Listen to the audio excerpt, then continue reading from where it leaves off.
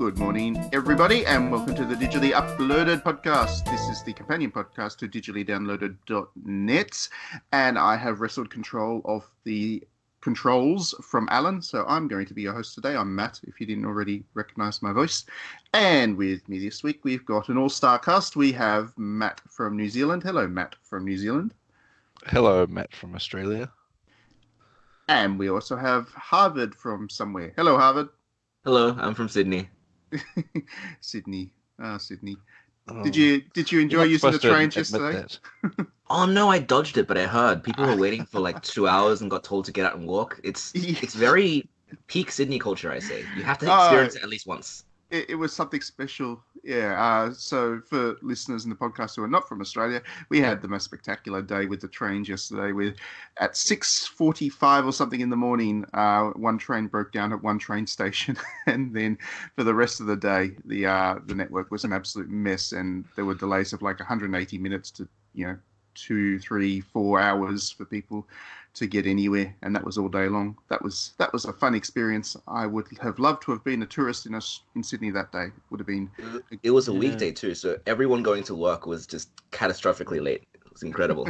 I like the comments of, I can't remember, it might have been the mayor or someone anyway, someone very high up, or CEO of the train company or whatever, saying, well, like, yeah, the trains are having problems, so just leave work early if you need to get home on time.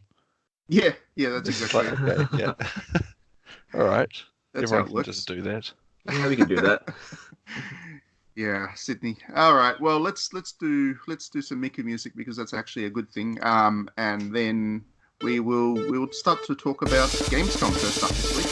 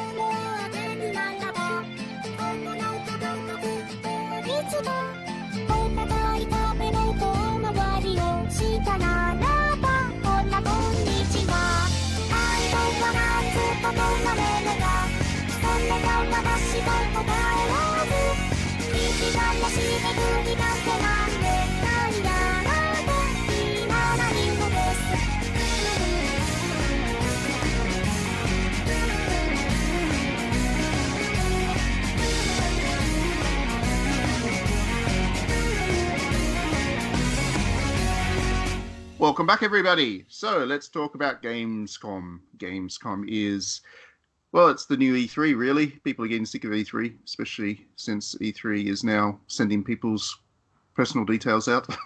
If you happen to be a journalist, it's making it hard for itself as a show. So Gamescom is stepping up as the one with all the rep, and all the developers and publishers are going along and making big announcements. And it was a pretty good show this year, I feel.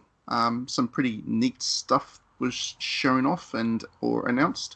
So let's start with Harvard. I'll put you on the spot. Tell us all about Gamescom. What did you like? What were some of the big announcements for you? You put me really on the spot because I wasn't following it too much. What I do like though is Need for Speed Heat. I like that series is coming back, and the graphic style looks real cool. So I'm down for that. Yeah, that was announced just before Gamescom, but I think there was like stuff. Does it count? Does it count? It counts. It definitely counts. It does count. But okay, I'm off the spot. I assume that they showed some stuff off at Gamescom. So I don't follow it because it's EA basically, and I'm over EA. I wasn't paying attention, but I think they showed like some gameplay footage. The initial announcement just before Gamescom was like just a kind of teaser thing, like, "Hey, this is happening." In Gamescom, they showed a bit of gameplay footage, I think. Right, gotcha. So yeah, I did hear some pretty good things from people who are fans of Need for Speed. It seems like that's one that people are looking forward to, which is a good thing. Hopefully, EA can deliver, but it's going to be a live service. Let's face it. Yeah, I'm. Way to kill my enthusiasm, Matt. I used to really like Need for Speed, but then the last however many they've been in the last few years just have been getting worse and worse. And so I'm very suspicious of it. Yeah. I think the last time there was a good Need for Speed was like on PlayStation 2. Yeah, I feel the same way. I actually haven't played a Need for Speed for a long time either. I think the last one I played might have been the PS2, actually. I was a big fan of Burnout, which kind of, EA bought the developer and it transitioned into Need for Speed. So there was one that was basically Burnout, but it was called Need for Speed or something. I don't know. I'm getting very confused now. It's not my field. But to transition into something that we know is going to be awesome, we got a release date for Final Fantasy VIII HD remaster. That was a big announcement from Gamescom. It's coming very soon. September 3. Final Fantasy. No, it's not, Madden. You know it. Have you seen that meme? Whereas they talk to Squall at the party and they say, the best looking guy here. And the original one, his face is just like 6 pixels, and they've changed it now. Yeah, they've changed and they got rid of that meme. Now it's gonna be the worst game. Yeah, no, it's it's looking good. It's looking very good. To be fair, like he had 6 pixels and everyone else had 5, so it was looking guy there. Technically, still the best looking guy there. I think I can't 100% say that I know what the developers were thinking, but I think when they made that line, they were kind of assuming that people would use their imaginations. A bit like how when you read a book and somebody says, "Wow, you're gorgeous" or something, you kind of just imagine it in your head. I think that might have been what they were gunning for with the game too. You were meant to assume that Squall's this hot dude. Also, you saw the cutscene at the very start of the show, at the very start of the game, which was the FMV cutscene, and he was pretty cute. He's a pretty hunky dude. You also don't let him say anything. I'm not sure if that particular dialogue was before or after the dance scene, which is still the best FMV cutscene in video game history that nobody's ever been able to beat. Yeah, I love that one. That's a really cool cutscene. And for the longest time, for whatever reason, I thought it was just animated. And then I saw a clip of the actual FMV, the motion capture that they did for that clip. Yeah. And I was like, whoa, that blew my mind. I didn't even think about them doing... And just for whatever reason, I never thought people did motion capture for games back when Final Fantasy VIII was new. So I saw that clip and I was like, it just blew my mind. Because, yeah, it's a good scene.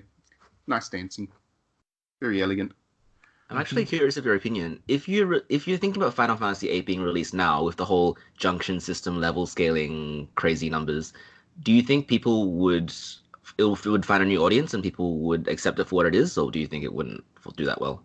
The thing about Final Fantasy I've found, and this is a theory I have, I haven't done any research. This is a hypothesis, and I need somebody to give me a lot of money to actually do the research because it's a good thing to research. It's a good project. But I have this theory where Final Fantasy games always get better with time in terms of how people respond to them. So Yeah. I distinctly remember both Final Fantasy X and Final Fantasy XII being ripped into by people back when they were new games. And then the HD remasters come along and everybody's rediscovering them both as great classics. I think Final Fantasy 13 is actually on the same path. When it came out, everybody hated it because it was whatever. But now there are all kinds of people. I imagine if they did a remaster or a re-release of that game now, I think people would reassess how they looked at it. I think Final Fantasy VIII will be the same. It's been a while since people had a chance to play it, and I think that when they get a chance to play it now, they're going to realize that, hey, it works. It's quite a good game. It tells a good story. That's my theory. So, if any university out there wants to throw some grant money at me, I'll put numbers to it. I also people will disagree. I genuinely think the junction system is really cool. Me too. It's a lot of fun. You can do a lot of silly stuff with it, and that's always fun.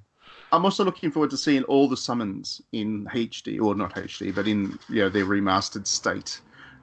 Because Final Fantasy VIII had a lot of summons, and they all had the most elaborate animation sequences. Oh yeah, they all went for like a minute, didn't they? Yeah, they were huge, long animations, and they were great fun. I just loved collecting all of the summons just to use them all. So I'm looking forward to seeing how that plays out as well. There'll be also new ones that you haven't seen before. Were there? Well, so in the original FF8, anyone who's played it probably knows, there was the Pocket Station mini game thing, the Chocobo's World game, that yes. Then it ended up nobody outside of Japan could play because they decided not to release that hardware outside Japan. Apparently it's just because it was so popular in Japan that they decided to take all the stock that they had originally planned to release everywhere else and just send it back to Japan. But through that, you could get a few items that you could use to get a few extra summons. Cool. I think the most well-known one being like the Chocobo, and I think there was a Mumba as well. And so they're not the same as the other ones in that they don't join your party and they don't level up and have things, but they're just kind of, when you use the item, in battle it summons the thing. And so in the remaster, they haven't included the Chocobo World mini game, but they've put in another way to get those items, apparently. So. Oh, that's cool. That's really cool. I didn't know that. That's a great extra feature. Yeah, really looking forward to that.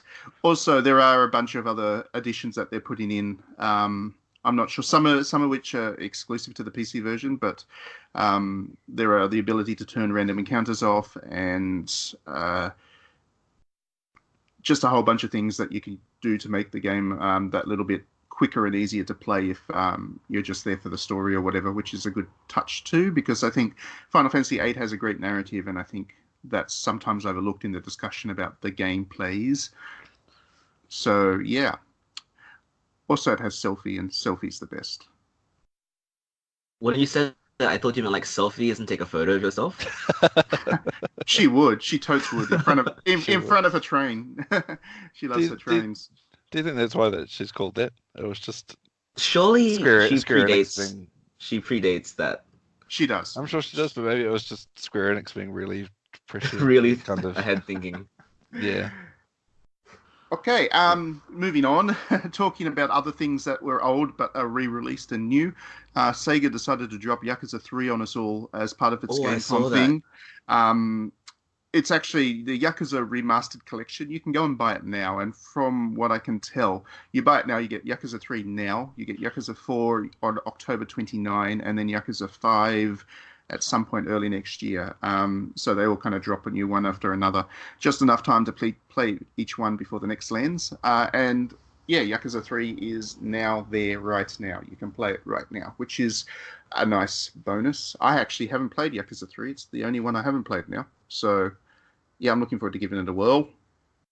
So Matt, if you're going into the Yakuza series and you haven't played anything, is the way to go Kiwami 2, then the re-release 3, 4, 5? Nah. No. No? No. Start with 0. Start with 0? Yeah, 0's... Firstly, I mean, in terms of the actual narrative sequence, 0 does come first, obviously. It is the prequel. And I think it's just the best game in the series anyway. I think it just hits it. I mean, every Yakuza game I love, but 0 just elevates it all just that little bit further, and I think it's a real masterpiece in the series. So start with 0, then you can do Kiwami and Kiwami 2. But after that, it doesn't really matter the order you play. They're all self-contained enough that you can play them out of order and just fill in the bits and pieces as you go through. Case being that I haven't played Yakuza 3, but I obviously know how the story ends up. I know how the stories work. I know how the Kiryu's character, evolves over time. So, yeah. But you should play them all anyway. That's probably the main point here. they're all great. Get back to it. Yeah, they're all great. You need to play them all at some point, so you may as well. Soon you'll be able to, because they'll all be on PlayStation 4. Yes, once Yakuza 5 lands, that's the last one, and they're all on PS4, which is great. You know what's interesting about Yakuza 5 is great because Yakuza 5 has this scene where you can where the girl, what's her name, Haruka, she cosplays as Hatsune Miku, which is pretty awesome. You would say that. Yeah. It's awesome. It is the most awesome scene. I love it. Yeah, so I'm looking at these Gamescom announcements, and what's interesting is there's a lot more going back to old games now and making like a new version or a new sequel of that. So they've got Streets of Rage 4, they've got Windjammers 2, they've got all these games that are retro games, and they've got a new one coming out. Like they've got Battletoads. It's such an interesting approach to take.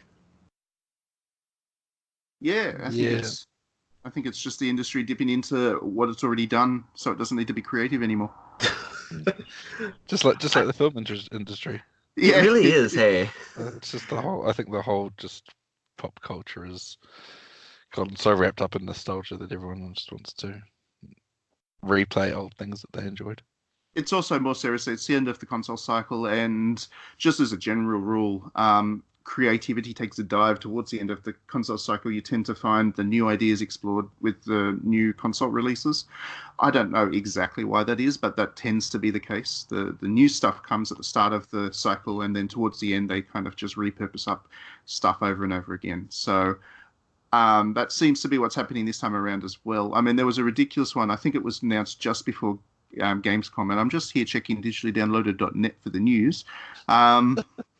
Good plug, Matt. Yeah, I'm very good at that. Just before Gamescom landed, there was the most hilarious announcement of a strategy game. I can't find it now. Bloody hell, that's terrible. It was originally released in 1980 or something. It's been 30 years since the last one, and they've decided to release a sequel or develop a sequel now. So that's how far they're actually dipping into the games of yesteryear to find these new releases. So, yeah. But the nostalgia thing's not bad in itself, I don't think. There was an announcement for Sonic and Mario at the Summer Olympic Games, which I really liked, where there's a whole bunch of 2D events, which basically play out like the old track and field games from the arcade. And they're based on the previous Tokyo Olympics. So it's a bit of a celebration of the 1964 games as well, which I think is a really nice touch. That is a nice touch, yeah. Sounds super wholesome. That's cool. Yeah. So what else have we got? There was a couple of neat strategy games that were announced. Port Royale 4 was announced at Gamescom, and I'm sure that doesn't mean anything to either of you. So you're not going to go, whoa, like I did, but I did go, whoa. Yeah, I did. I absolutely did, because Port Royale is great. It's basically like a trading simulation game. So your goal is to set up a fleet of trading ships and, dominate the world economically. And Port Royal, as the name suggests, it's all in the Caribbean during the era of pirates and pirating. So that's a pretty neat.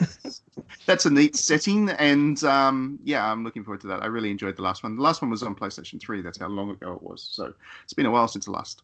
Sega announced a strategy game, which looks like it's inspired by Civilization on some level. It's called Humankind. We still don't have too much details about it, but the core concept seems to be there's a whole bunch of cultures, and you can actually absorb those cultures into your growing empire, and the cultures that you absorb change how your empire develops. So in terms of the buildings that are available to it, the units that are available to it, and all that kind of stuff. So call it it's a colonization simulator on some level. I was just about to say. But it could be interesting. I mean, it could be a good way of reflecting, I guess, how empires or nations really do develop in the real world, because they don't just be one civilization that grows big. They do take in elements from their neighbors and stuff. So that would be... I'm keen to see how that turns out. And it looks good because it is Sega and it has some budget behind it. It's a good developer too. They made Endless Space. Yes. Very good developer. Very talented group. And then there was another one that I quite liked. Amazingly enough, there's an anime game that I'm actually interested in playing from Bandai Namco.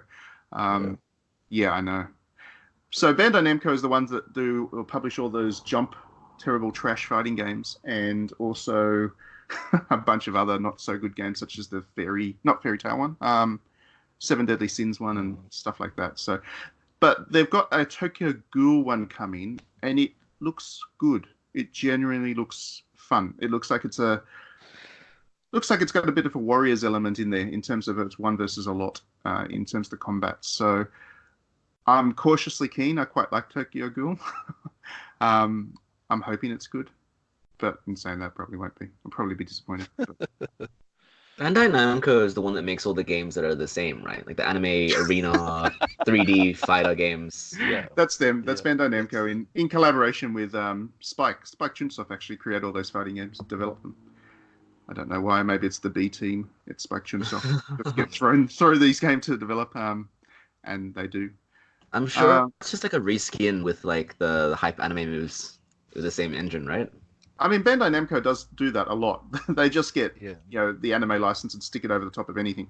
I mean, you've got the Story of Seasons Draymond game coming, which is basically Story of Seasons, just with the blue cat thrown in for extra thrills. It looks great because Story of Seasons looks great, but that's what Bandai Namco does with its licensed tie-in games.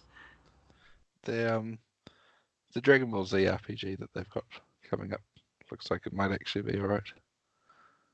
Like, yes. Yes. I can't remember what it's called, but the one that they've decided to make a new game instead of just reskinning something. Yeah, it could be good. Dragon Ball Z doesn't interest me all that much because it's mostly just dudes, punching each other. That's the entire appeal of it, Matt. Yes. I like the lady characters, and as that fighting game proved, there are virtually none of them in Dragon Ball. So, yeah. And actually, they've also got they didn't show it off at Gamescom, but as a digression, they've also got a One Punch Man game coming, and I have absolutely no idea how that's going to work, since One Punch Man is actually invincible.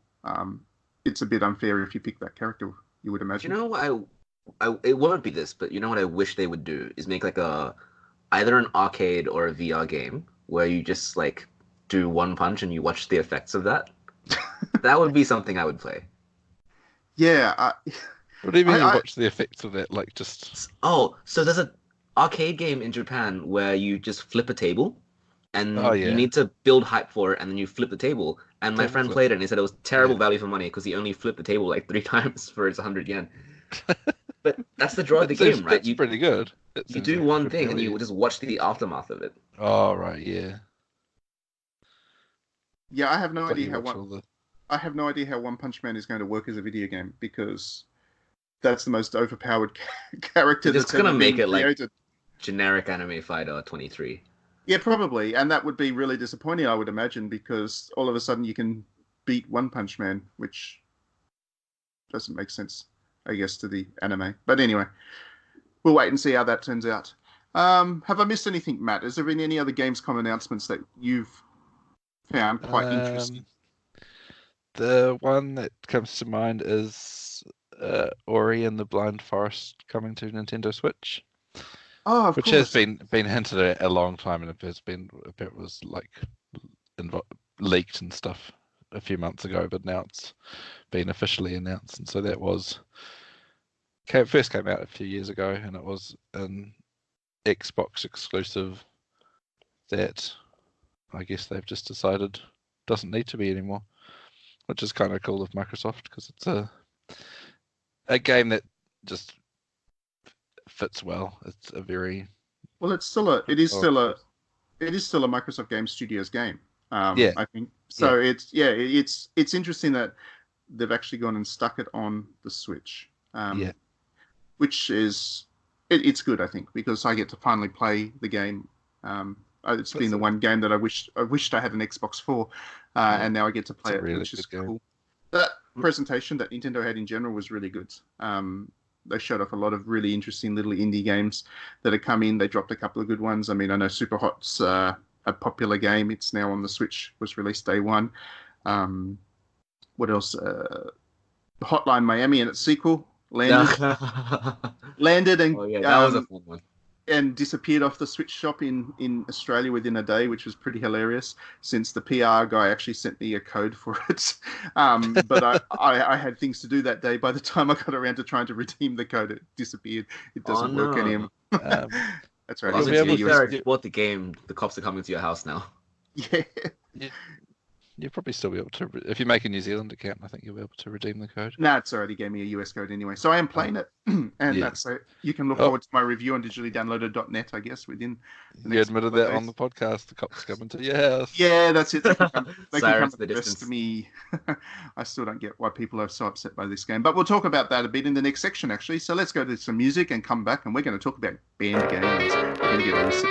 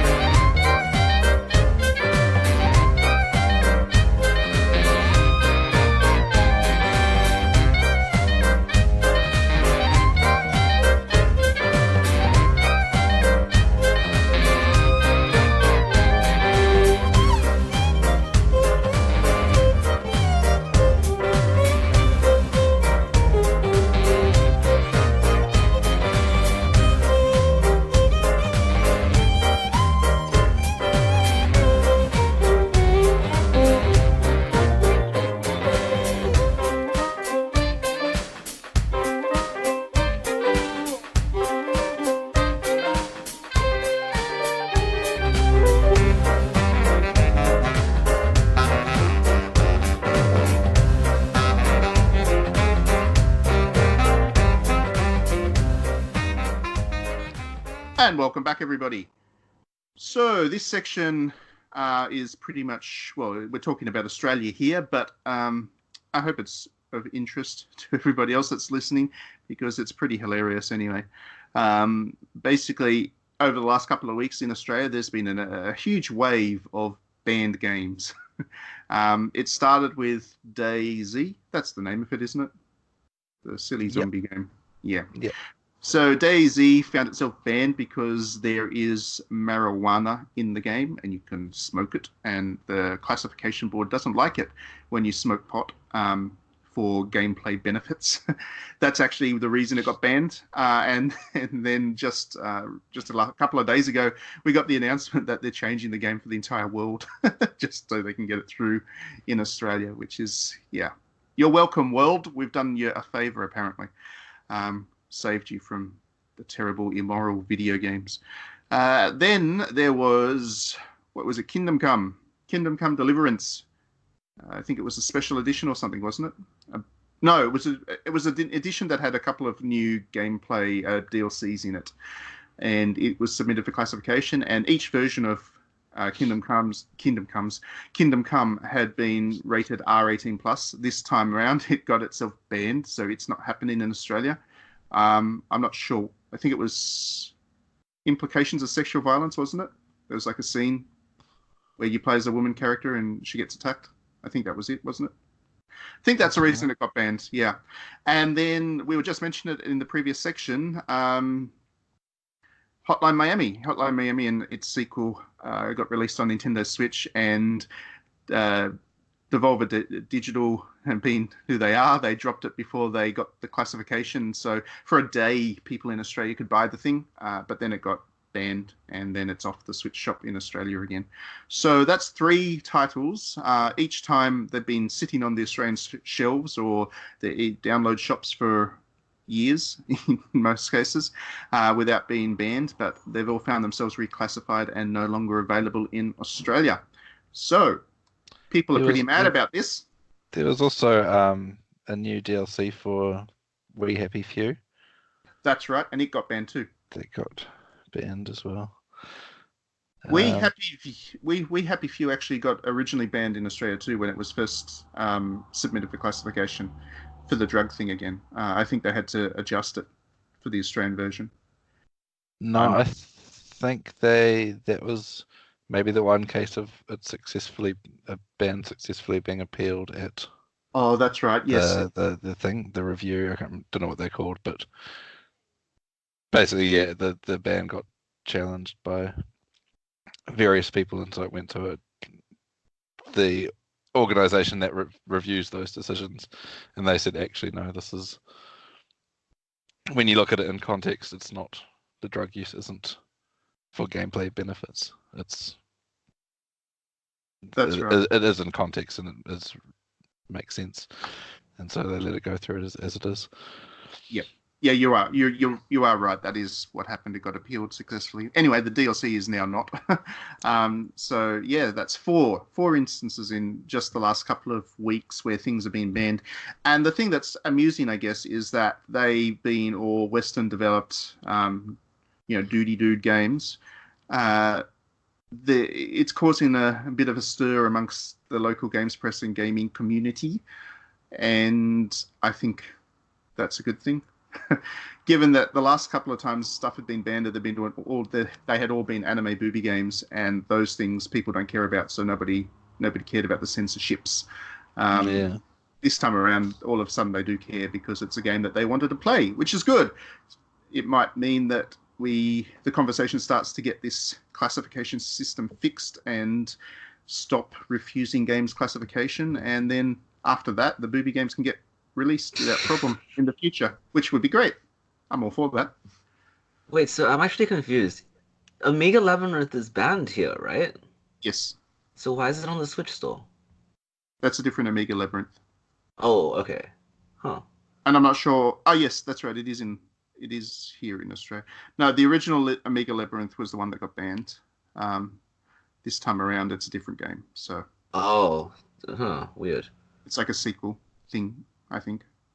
Yeah, well, that aside, like, I've never had any interest in that series. But the weird thing about the bans in Australia is that they seem to stem from the idea that games are still just like kids' entertainment, which is why they have that weird rule that if drug use is incentivized and it creates a reward, then it's bad. But if drug use is like neutral or hurts you, then it's fine. It seems like a weird way to look at it. Yeah, it is a weird way to look at it. There are some very arbitrary lines that the classification board draws with this stuff, and anything that crosses over those lines, obviously, as a board, they actually can't just ignore them. They have to follow through. So it's really the legislation behind them that is the problem, not so much the board itself.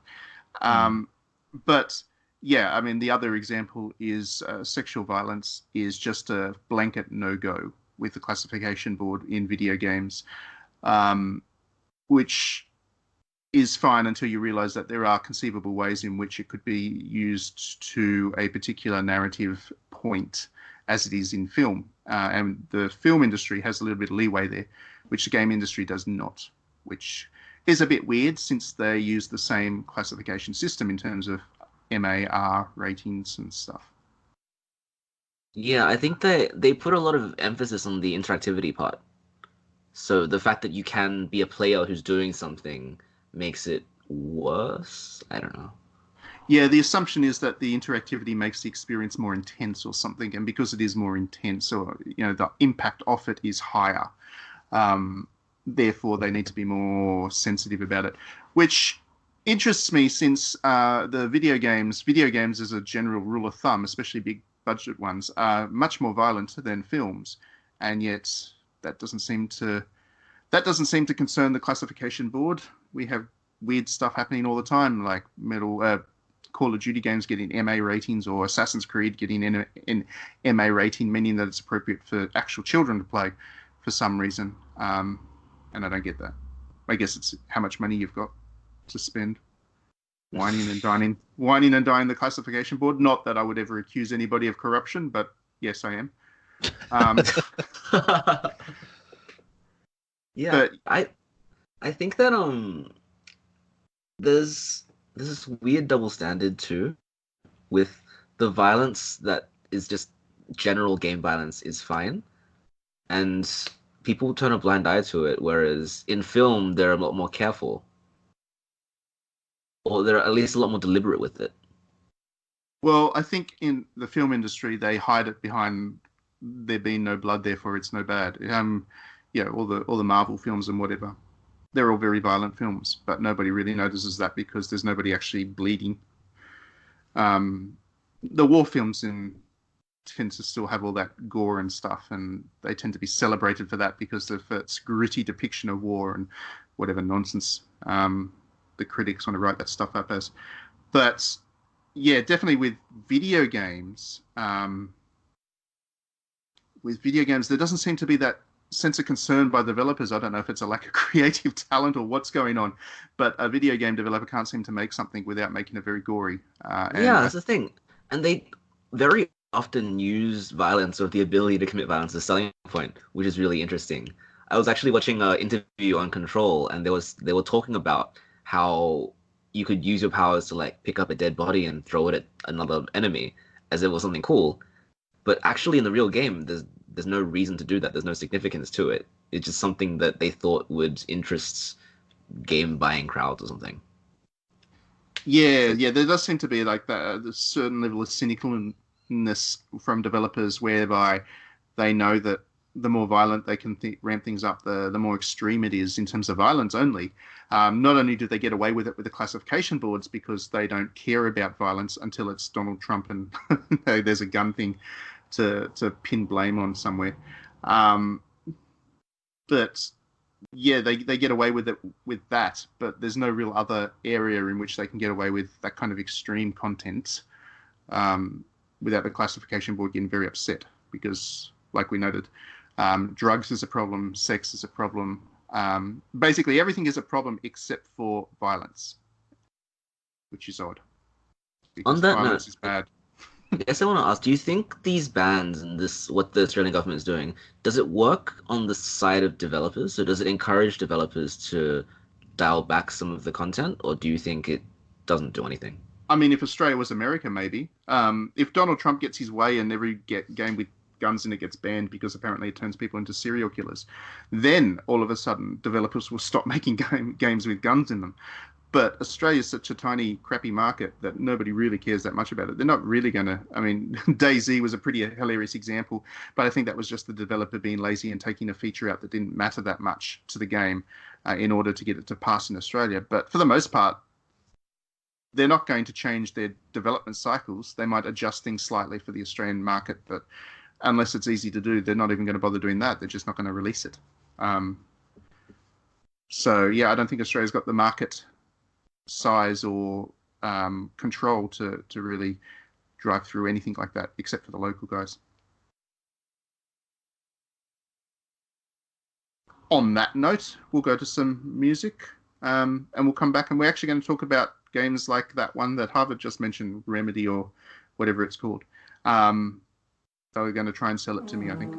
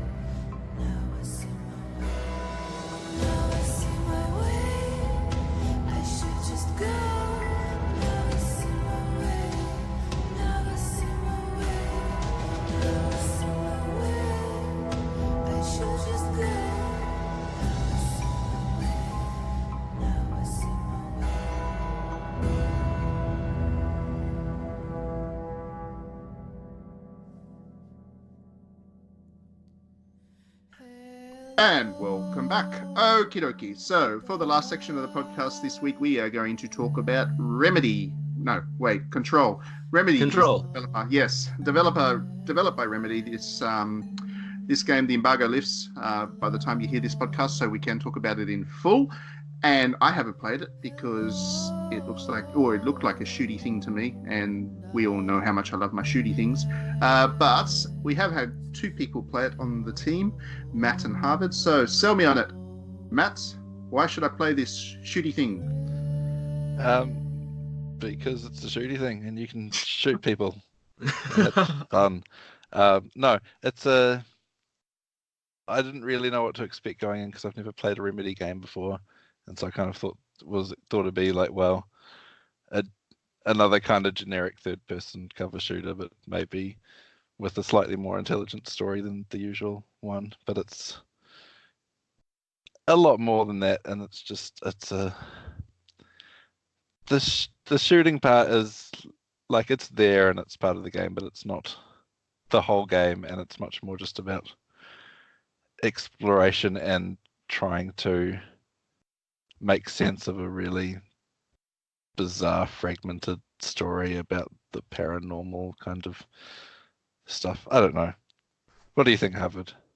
You're better at describing it than I am. Yeah, so I would call it like a mix between the X-Files, the TV show, and something by David Lynch. So maybe like Twin Peaks. It's got that pseudoscience theming, but it's got the really experimental way of telling a story, and the non-linear and just weird visual style of it. And the gameplay is something like Metroid Prime, so there's shooting in it, but there's also exploration. You're getting more powers to traverse this environment, and it's all about having this really weird interconnected space in your head and just exploring that. Right. Okay. Did you ever play Alan Wake, Matt? No. Oh dang! You should play Alan Wake. Alan Wake is very, very good. It's a game that's very narrative focused. The shooting is kind of incidental because it has to be there, right? It's a AAA game, so there's just some shooting in it, but the story that it tries to tell is just beyond what any other studio is doing in games at the moment. They're trying so many things with like non-linear narratives and different perspectives and getting in that all that weird stuff that David Lynch loves to do in his TV shows. That's how I feel when I play one of their games. See, when you say David Lynch, I suddenly start to think, oh, so it's like Deadly Premonition. It's like a cleaner version of it. Like Deadly Premonition was weird for the sake of it sometimes, and I think there's definitely some restraint being shown in Control, especially to try and make sure everyone understands it. Well, isn't that kind of the point of David Lynch? It's weird for the sake of being weird. I mean, that's what the dude does. So I mean, there's a recurring scene in Control which I think illustrates it well. Sometimes when you need to traverse a really big gap, you need to flick a light switch on and off 3 times, and then on the 3rd time you get transported to this random motel in the middle of nowhere, and you need to do basically an escape room puzzle to find a key to open the door, to find the next light switch to flick on and off 3 times, and then you get transported back to where you were, except there's now a bridge taking you forward. That's the kind of atmosphere you're dealing with. I'm trying to visualize that because now I'm thinking it's like an OCD simulator plus arbitrary puzzle thing. Oh, that's the thing though. It's like it's very unexpected and it's disconnected. You have no idea what the significance of that motel is at all. And it's really mysterious, and you're just suddenly thrown back into the main story. And it's played off as this is just a natural way of traversing a space in this building. Right. The previous person who did it used to do it as well. Right. I think it's probably there's a sort of House of Leaves element in there, and that so the building. Yeah. It's like this kind of it's basically like a top secret federal. It's called the Federal Bureau of Control, and it's like a top secret FBI type thing that investigates paranormal stuff. But basically, their building is something. What do they call it? I think they call it the oldest house. Yeah, they say they found it just while in the subway tunnels. They got into a building somehow, and they realized that if you're not looking for it, you just don't find it. And so they decided to use it as a headquarters of operations to explore weird paranormal activity that occurs in the United States. Wait. So that's what gives me that. Can we go back? You said House of Leaves. Yeah. Like the book. Yeah. And so it's this building that basically the book by Daniel Lee Wolski. Can never pronounce his name. The one where the house inside is smaller than outside, right?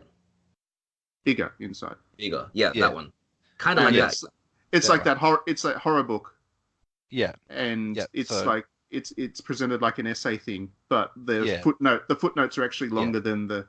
Yeah. Well, I did not realize that so many people knew that book. My mind is now blown by this. Can we talk about House of Leaves? Because this is an amazing book, and I've never actually found anybody to talk about House of Leaves. I'll admit I've never actually finished reading it. I've never read it. I just know what it is. It's. I mean, I wouldn't go so far as to say the game is like House of Leaves, but it's that this building basically no one knows where it came from, and it has a mind of its own, and just changes its layouts and reshapes itself on a whim, and so nothing. It's all the physics of the space are kind of all a bit bizarre and distorted, but everyone you meet and interact with who works there, and it's just kind of normal for them, and so nobody really thinks twice about suddenly having to flick a light switch 3 times so that you can get transported to a motel so that you can get to the room you're trying to get to. Yeah, and it's weird, like there's weird dimensional rifts in the building, so every now and then you'll get thrust into this entire different area, and they've integrated that as part of the office operations. So there's just this random mine somewhere in the building, and they just start mining rocks from it. It's interesting. And it's like, yeah, and so it's that weird, that juxtaposition of just a very generic kind of office building, but with weird stuff, and like there's kind of health and safety posters on the wall about being like, well, this is what you need to do if suddenly you're in a room and it starts to change its shape. It's really surreal. It's like it's hypnotic. It's like dreamlike as you play, and you just start to think this is normal.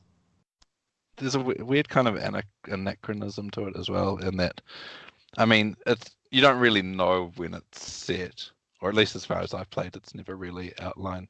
But it seems kind of modern day-ish, except there's a lot of really old and outmoded technology. Oh, it's explained. Actually, the game is pretty similar to House of Leaves in that it's very reliant on notes. So you find clipboards as you explore, and you want to just read them, and it gives you a bit more insight into the game's worlds and what's happening at the moment. And it's kind of like reading a novel and seeing a footnote, and then just reading a little blurb and then going back to your story. And so Yeah, they I've been they reading explain that those. yeah, they're really interesting. And they explain that the modern technology is banned in the oldest house because it creates distortions or whatever, and you're not allowed to bring in phones or any form of communication, no radios or anything, and you're not allowed archetypal objects. So any object that's emblematic of a whole class of objects is not allowed. So like a digital camera, for example, that looks like other digital cameras is banned. And there's these little mysteries that go through the entire game. You have to figure out what's the significance of that. Yeah. When you say banned, is it like somebody's watching you? Yeah, when you walk in, go... you have to get scanned, and you have to leave behind anything that's an archetypal object. So it's like there are actual people watching you, or is there the impression that you're being watched at all times? I don't think there's people watching you. It's like it's not a functioning office at the moment because it's being invaded by this hostile evil force. So you're walking in and you're trying to, or you suddenly become the director of the company for some random reason, and then you need to solve this problem that's happening in the building. Right. It's very strange, and I don't know, you've played more of it than I have, Harvard, but where I'm up to, a lot of things just don't entirely make sense, but in a way that it feels like it's deliberate and you're not really supposed to know. Like, I mean, the game begins with your character, you walk into this building and you don't even know how she's found out about this building and got in. It's just kind of like, oh, by the way, here you are. And then you go kind of follow the path and end up in the office of the director of this top secret federal thing. And he's dead on the floor holding a gun that is kind of, how do you say it? Just, it's sort of like changing shape, like as it sits there lying on the floor, it's realigning itself. And then when she picks it up, she gets transported to this other plane of existence and asked to solve a sort of puzzle. And by doing that, it means that now she's the director, and that's the sort of the level of weirdness you're dealing with. Sorry, I was gonna jump in, but I just wanted to listen to how you tried to explain that. I couldn't have done a better job. It's very strange. You definitely need to play it to understand it. The thing I don't like is that I'm a huge fan of Alan Wake. I think the original Alan Wake game was such good storytelling, and I think its controllers kind of sanded away some parts of it. They've been less willing to go for a really convoluted narrative. There's still, like, if you're just playing a AAA game, skipping the cutscenes, shooting some enemies, you'll still get something out of it. Whereas I think in Alan Wake you wouldn't. But yeah, I'm still enjoying it. It's still very different to anything else you'd find in today's gaming landscape. It sounds... Well, I'm not sure I have a clearer picture of it from what you guys have said. To be honest, that's not you. It just seems like it's a very strange game. Yeah, it's like if I said describe Twin Peaks, you would have ended up with a similar thing, right? Well, I mean, Twin Peaks is like a surrealist crime fiction. Well, not novel, TV show. So it's a work of surrealist crime fiction. I mean, that's what I would roughly say it as. It's like any crime fiction you've seen, but with a weird twist to it. Okay. This is like a surrealist science fiction kind of non-linear thing. Which sounds, I don't know. I mean, I still need to get over the notion that it's a shooty thing, but I'm intrigued. Maybe I'll play that after I play the one I'm playing. So, yeah, to segue, since we were talking about games, I can't talk about it too much because it's still under embargo when this podcast goes live. But we haven't got too much time left anyway. Another game that's going to turn heads, I think, or at least there's a lot of people looking forward to it. Man of Medan. I'm playing that one. That's the horror. That's the horror game from the developers behind. It looks good. What was it called? Until Dawn. Until Dawn, yeah, the yeah. teen slasher. So it's the new game from the developer behind that teen slasher game, and it's basically it is basically the same premise as a video game. It even has the cutaways to some dude that is in a room talking to you in a very faux philosophical way, I guess is the way to describe it. You know how Until Dawn had those scenes where you were in the psychologist room and that actor dude that everybody loves but can never remember his name, he talks to you a bit about what's going on, and yeah, so it has that kind of structure in Man of Medan as well, and it's very choice heavy, interactive story, I guess. Only this time around, it's about a bunch of people that wind up on a ghost boat. And we all like ghost boats. I love ghost boats. Yeah, ghost boats. Oh, you know what's a good ghost boat game? 999. Excellent ghost boat game. It's a good ghost boat game. Yeah, ghost boats. But yeah, it's really neat. And I mean, just like how in Until Dawn, I guess the decisions you made obviously determined who lived and who died. In this one, there's a really strong sense that you really do have the ability to save everybody or have everybody completely killed. Just the decisioning in Man of Medan is much more naturalistic, and the consequences don't necessarily they're not necessarily projected, and I mean that in a good way. So you're just going to play along, making the choices that you think are the right choices, and then sometimes some dudes are going to die as a result of that. But not in a way that you can really predict ahead of time. So it feels very fluid. It feels it's very, very cinematic. It plays like trash, just like Until Dawn did.